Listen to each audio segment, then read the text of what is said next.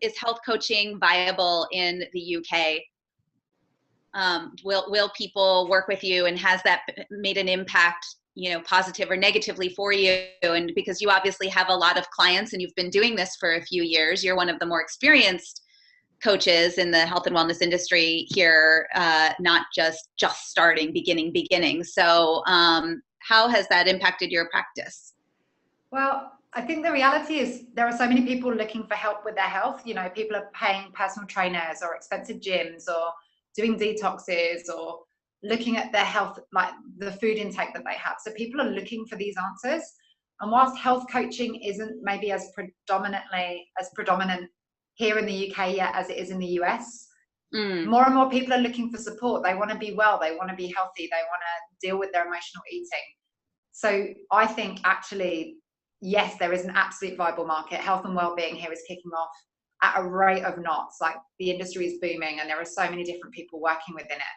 And it's a brilliant time to be part of it because people are looking for solutions and they're getting fed up, as you said, with all the contradictory information.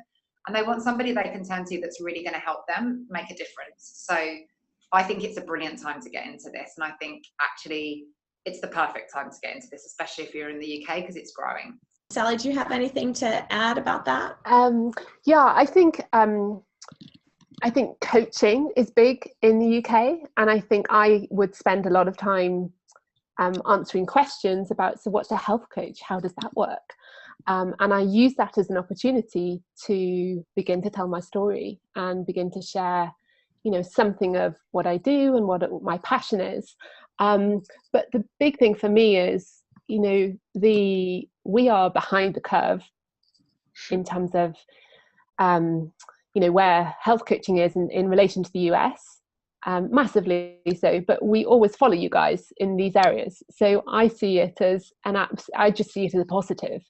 So for every time I'm answering a question, I'm growing awareness and we're building something and I'm carving a niche and there's opportunities.